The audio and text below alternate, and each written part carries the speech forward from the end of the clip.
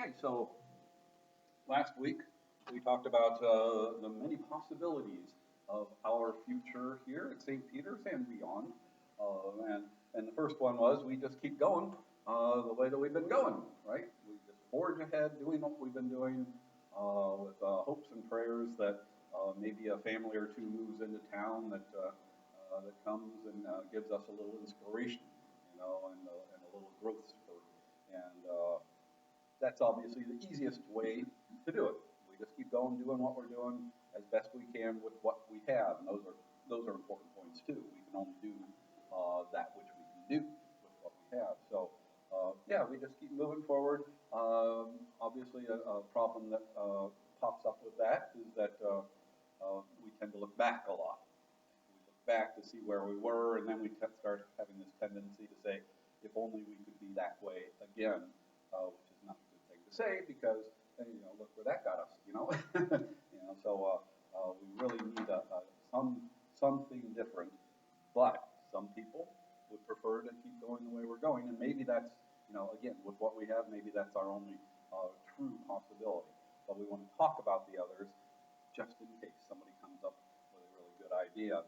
And one of the ideas that we might have is to kind of keep going the way we're going, but every once in a while branch off and do something different. Maybe quarterly, spring, summer, winter, fall, we do a spaghetti dinner or something like that, some kind of a concert or something like that. So basically it's the same, but again, every once in a while we try something different. And of course, sounds good, but we've kind of been doing that. We tried spaghetti dinners, and the dinners were great, thanks to everyone who helped, but didn't bring anyone in on Sunday mornings, right? And our yard sale, garage sale, what's the word I want? We had a sale here, and hundreds of people came through this building, but again, nobody came on Sunday mornings. And I could go on with the many things that we've done, but you get the idea, I think. Yes, it's great to do new things, but it's not necessarily going to change the way we are on Sunday mornings. Necessarily is the key word there. And then we talked about this, or began to talk about this. This is where we decide to do something crazy, wild, out of the ordinary, and in fact, kind of an all-in kind of thing, where we decide that it's time to do something outside the box. And you might, like I said, you might call it an all-in project, where we all decide that this is what we're going to try, and that's kind of scary. If you've ever done anything, you've gone all in, you know what that's like. When I was in my 20s, I went all in. I packed up my bags in Erie when I lived there, and I headed for Florida. That was all in. I mean, really. I left everything behind that wouldn't fit in my car, and off I went. And it was a little scary. I didn't know how it was going to work out. Ended up back here. That should tell you. But no, it's scary to go all in sometimes. Let's face it. Most of us have been married. Maybe someday we will all get married. It's a scary thing, getting ready. First agreeing to marry someone, and then planning the wedding, and it's scary. It's scary. Any other things? What else? What else is scary? Like moving, getting married, new job, new job. It can be scary. Yeah. Will I fit in? Will they accept me? Will I screw up? Yeah, it's a scary thing. And so this can be a very tricky path to take, especially if you go all in, right? That's saying a lot. What does it mean when you go all in? It means what? Either you succeed or you don't. Now, if you don't succeed, does that mean it's the end? No. But you walked into my trap. But if it's not the end, then you could be right. If it's not the end, did you really go all in? Like picture poker, right? You got the 4 queens in your hand, and I'm going all in, and I put it all in, and the other guy has 4 kings, or 4 aces.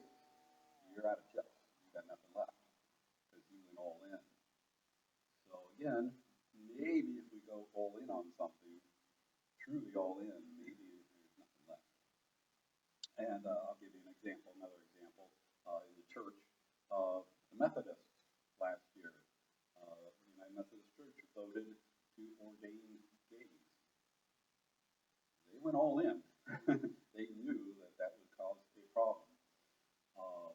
And it did. They lost a lot of congregations, left the Methodist Church, and we did the same thing. Don't forget, the ELCA voted to do that many years before the Methodists did, and we lost quite a few congregations. But to your point, we're still here. So, yeah, even though we went all in and said, we're going to accept gays in the pulpit, some of us survived. And so it's kind of to me, it's a tricky question. What does it mean? What does it mean to go all in? My definition of all in could be different from your definition of all in. And so who's to decide what's all in and what's not? And how do we know if it works, right? How do we know if it works? Let's say we have a project and we go all in. How do we know? Do we set a deadline that, if by this date X doesn't happen, we have failed? That would be one way to do it. Maybe not the best way, but maybe we have goals. If we don't bring in 50 new people by the end of the year, we fail. There's again that question of how do we know if we succeed, right? And who decides that? Who decides that? And finally, what about the risk involved? When you go in, you know it's probably going to cause a little upheaval within the congregation. There are those who won't want to do whatever it is you've chosen to do. And so, will they stick around while this project is happening? That's a risk, right? There's a risk there. And so, what's the potential gain then? Will the gain outweigh the risks? And that's something you have to decide before you jump off the boat and get into the water. Yeah, I know how that goes. So there are a lot of decisions when you try to do something radical, something different. It needs a lot of planning. It's going to cause a bit of an uproar at least.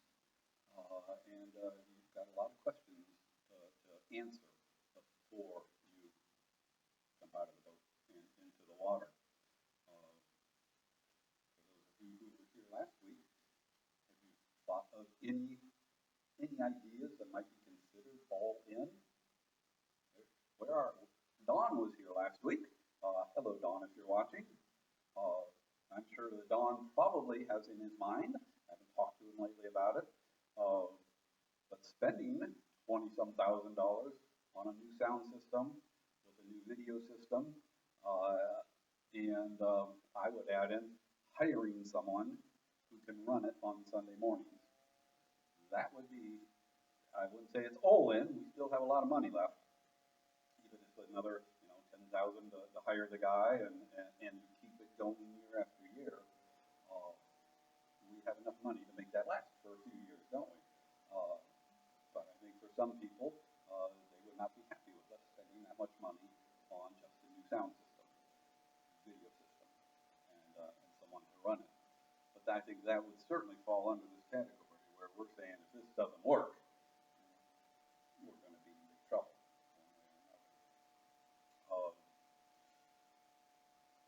Once upon a time, I suggested making this a wedding venue. All right, taking out a few rows of awnings there, possibly, and putting in a huge gazebo and or pavilion, maybe gazebo there, pavilion out here, and advertising our property as a wedding venue so that people could get married, particularly in the fall. They could get married amongst the grapevines, which I think in this part of the neck of the woods, I think that would go over really well, especially since if it rained, they could come right in here, right? And they could get married in here. It upset much of anything as far as the service was concerned. Uh, that's crazy. That's outside the box. But I know of a few people who would not want to do that because that would cost much more than the sound system. But I think that's a way to bring people at least into our building, onto our property. But will it make a difference on Sunday mornings? Probably not, but it might be the risk we have to take. Those are just a couple of the ideas I came up with. I'm sure there are many more, and I hope that if you come up with any ideas, let me know, because I'd be very interested in knowing what we might do differently. Because maybe what we're doing right now isn't the right thing, because it's not working the way that we had hoped. Another thing, very similar to the first one, where we just keep going doing what we're doing. Here's another one where we keep doing what we're doing, and before you know it, we hit that roadblock where we're just too old, not enough of us to do the work, we're tired, and we want to go home. Jaws, never mind. Of course, unfortunately, that's a possibility with all churches, and since we are a church, that's one of our possibilities. So we keep going the way we're going, and we just can't go anymore. And so we have to stop and do what churches do when they close. Sell all our goods or give them away, close the doors for one last time, and hopefully we'll find a new home. It's not a pleasant thought. It's not a pleasant thought, but I think we have to at least consider that as maybe the emphasis, impetus to make us do this third option instead. And then our last option, at least on the board, there are a couple more beyond this, but we'll talk about them next week. There's this option here that says, we kind of see the future. That's why it's dotted up here. We see the future, and it's not looking good for us. So before we even get there, we decided to take hold of the situation. So we are in charge of how we close the doors, or how we merge with another congregation, or how we consolidate with another congregation. That way, again, we're in charge of the situation, not the other way around. And so, hello! And so, again, there are advantages and disadvantages to each one of these.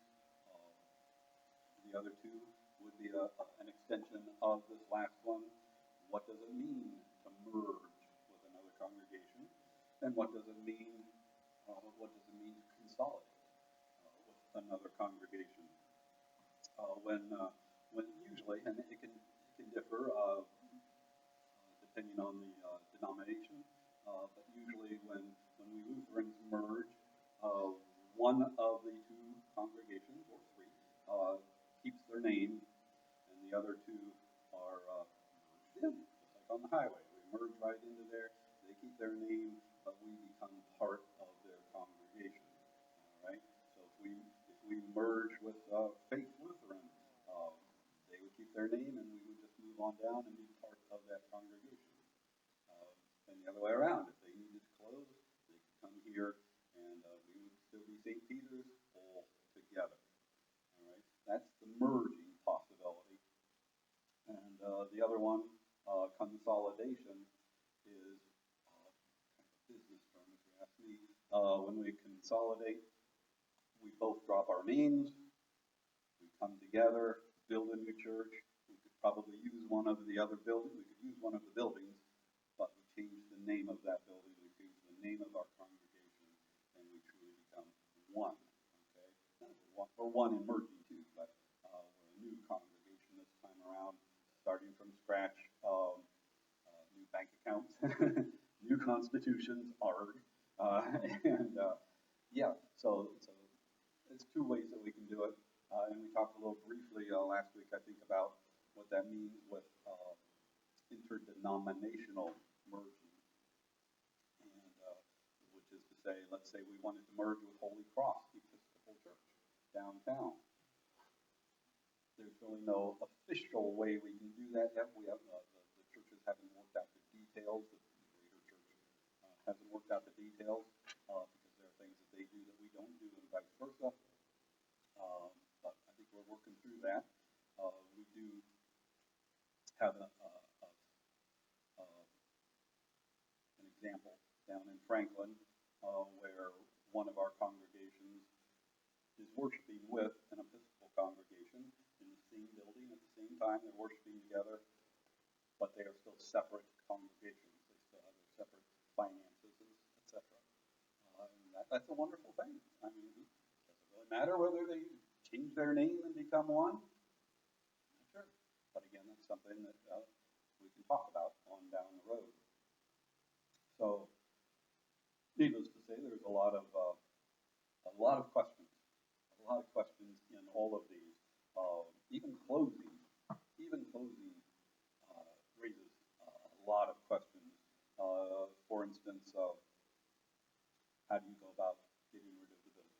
And what do you do with the building? And people are going to argue about that. Do you give it away, which is the easiest thing to do, even though it's not easy because you got to argue about who gets it, or you have to sell it. In which case, someone from the church has to be in charge of checking it, at least I would think every other day, to make sure that no one's broken in, because once word gets out that your building is unoccupied, there will be people breaking in. And so you need to check the building. Someone's got to be in charge of that. If it's wintertime, somebody's got a shovel, so if a realtor wants to get in, they can get in. During the summer, somebody's got to mow the grass so it looks presentable. All kinds of things need to be done. You need to figure out how to disperse the cash. Who's going to get it, right? And that's going to cause some problems. There's going to be arguments. We have an endowment committee. You know, some of us would love to see the endowment committee continue even after the doors are shut. It's a separate entity, so yeah, we can give away everything else and keep the endowment account. But even that, the question is, who's going to be in charge? Someone's got to be in charge. Somebody has to reach out to the community, let them know that we're here, you know, that we have money. We have trouble giving away money when we're in this building. I think it's going to be very difficult to give away money when we have no presence in the community. And let's face it, we're all old.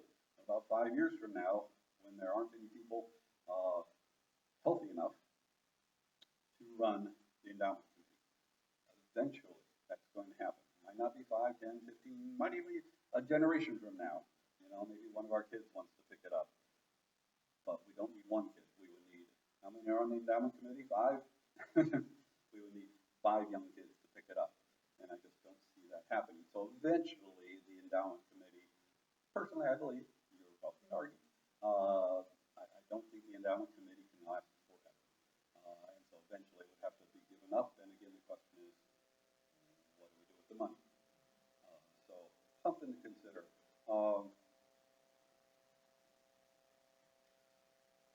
Yeah, questions. No matter how this congregation moves forward, there's going to be questions. And so that's really all I had for today. I'm interested in your thoughts. You know, we talked about last week, those that were here, said the average length of our stay here is 3 more years.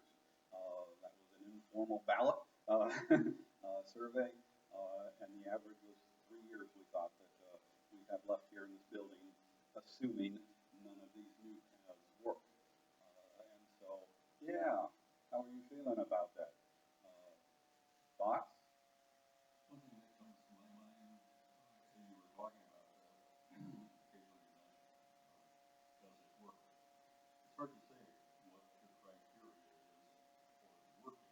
Mm-hmm. What does it mean to work? Yeah.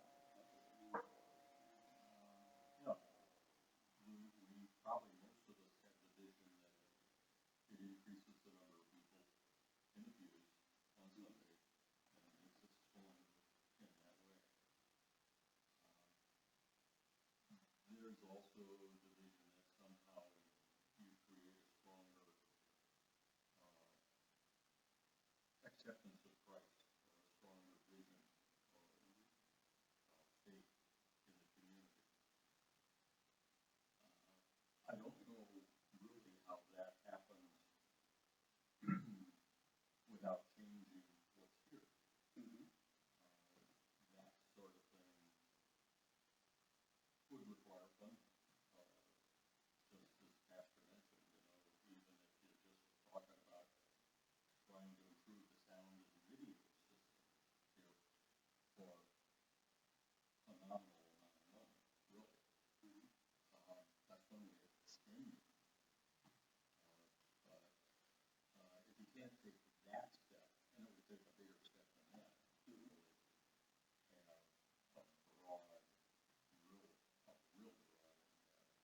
Anyway, Yeah, it's a matter of what do you consider success. yeah, you brought up a good point there. I don't know if you did it on purpose, whether you know you did. You talked about the community, and I should have said this first, right off the bat.